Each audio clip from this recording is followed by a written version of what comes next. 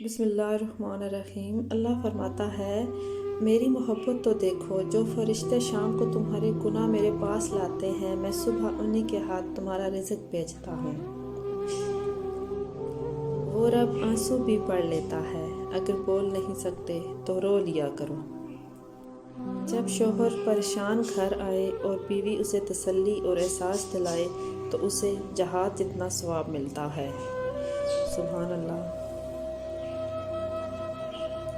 حضرت محمد صلی اللہ علیہ وسلم نے فرمایا، فاطمہ میرے جگر کا ٹکڑا ہے۔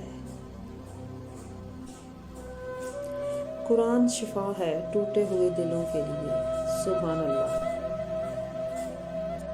دنیا کی بہترین مصروفیت نبی پاک صلی اللہ علیہ وسلم پر درود پاک بھیجنا ہے۔ عورت پر پردہ ایسے جچتا ہے جیسے قرآن پاک پر غلاف۔ میں جو گرتے گرتے سنبھل گیا، یا اللہ وہ تو تھا میں سمجھ گیا۔ تم زمین پر سجدہ کرتے ہو اور تمہاری صدا 7ویں آسمان تک جاتی ہے۔ سبحان اللہ۔ جو تم مانگتے ہو اللہ سے رو کر تڑپ کر دیکھنا، ایک دن حقیقت میں تمہارے سامنے آئے گا۔ تھکے ہوئے دلوں سے کہہ دو، اللہ دیکھ رہا ہے۔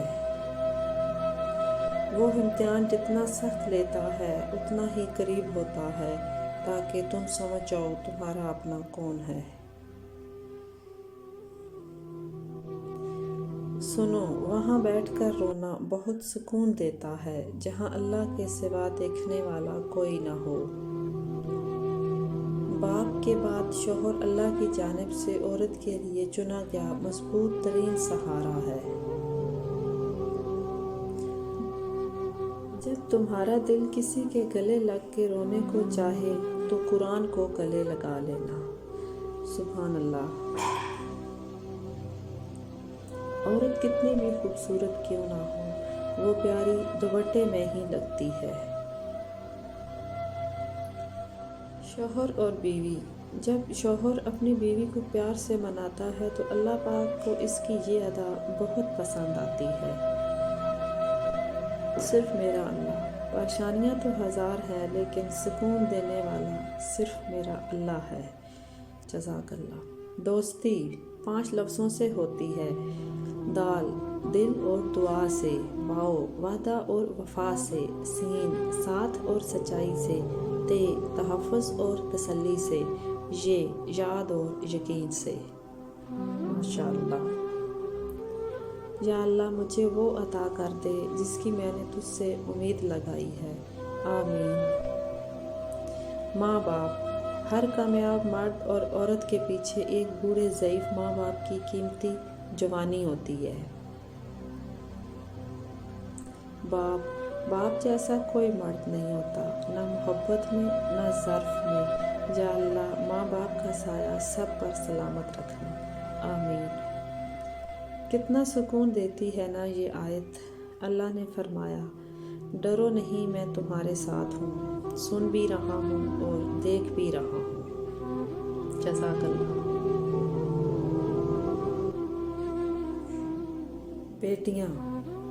فاطمہ کے واسطے اٹھتے تھے رسول، محترم اس لیے کہلاتی ہیں بیٹیاں۔ اللہ، میں نے یقین کے ہر درجہ پر اپنے اللہ کو پایا ہے، الحمدللہ۔ پریشان نہ ہوا کرو، اللہ ہے نا۔